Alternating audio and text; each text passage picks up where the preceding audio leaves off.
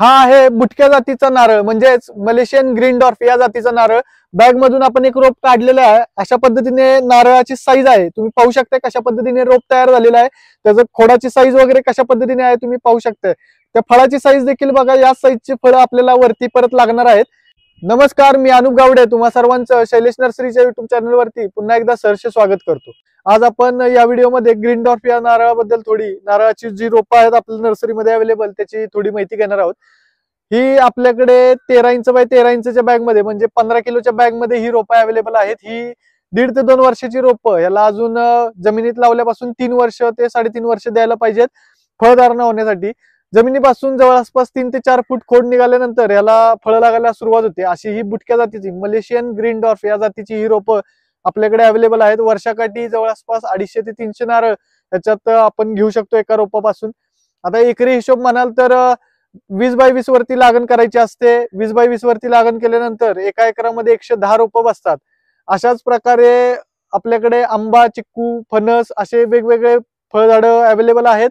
1 ते 5 वर्षापर्यंतची म्हणजे फळ लागलेली फळझाडे आपण देतो। तसंच नारळामध्ये हा 1.5 ते 2 वर्षापासून ते आपल्याकडे 3.5 ते 4 वर्षापर्यंतची रोपं अवेलेबल आहेत। वेगवेगळ्या साईज मध्ये, वेगवेगळ्या बॅग साईज मध्ये, वेगवेगळ्या वजनाच्या बॅग मध्ये आपल्याकडे रोपं अवेलेबल आहेत। ज्यांना कुणाला ही रोपं हवी असतील त्यांनी खाली दिलेल्या नंबरवरती कॉल करून तुम्ही अधिक माहिती घ्या किंवा बुकिंग करा। आपली नर्सरी ही कोल्हापूर जिल्ह्यामध्ये शाहूवाडी तालुक्यामध्ये मलकापूर या गावामध्ये आहे।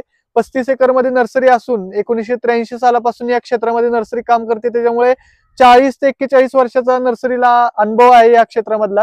आपण मागे पाहू शकताय कशा पद्धतीने आपल्याकडे क्वांटिटी अवेलेबल आहे। जवळ आसपास आपल्याकडे याची 50,000 रोपं होती। पावसाळा चालू झाल्यापासून म्हणजेच मे एंडिंग पासून आपण बरीचशी रोपं सेल आउट केलेली आहेत, डिस्पॅच केलेली आहेत, शेतकऱ्यांच्या बांधापर्यंत ती पोहोचवलेली आहेत। ज्यांना कोणाला ही रोपे हवी असतील त्यांनी खाली दिलेल्या नंबरवरती कॉल करा व अधिक माहिती घ्या। तशाच पद्धतीने आपण सगळी चांगल्या दर्जाची रोपं शेतकऱ्यांना देत असतोय। बारकी कुजा झालेली अशी रोपं आपण सगळी बाजूला काढत असतो। इथं पाहू शकता माझ्या मागे इथं ढीग पडलेला आहे।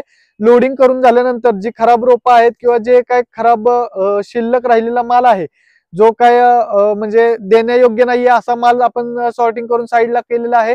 आणि सगळी चांगली चांगली रोपं आपण गाडीला लोडिंग करून शेतकऱ्याच्या बांधापर्यंत पोच केलेली आहेत। अशाच प्रकारचे नवीन नवीन व्हिडिओ पाहण्यासाठी आमच्या चॅनलला सबस्क्राईब केलं नसेल किंवा तुम्ही आमच्या चॅनलवरती नवीन असाल तर आत्ताच जाऊन सबस्क्राईब करा।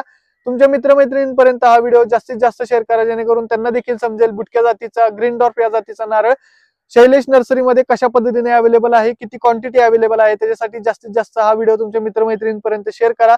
कॉन्टॅक्ट नंबर देखील शेअर करा। व्हिडिओ आवडला असेल तर लाईक करा, खाली कमेंट करून सांगा व्हिडिओ कसा वाटला। धन्यवाद।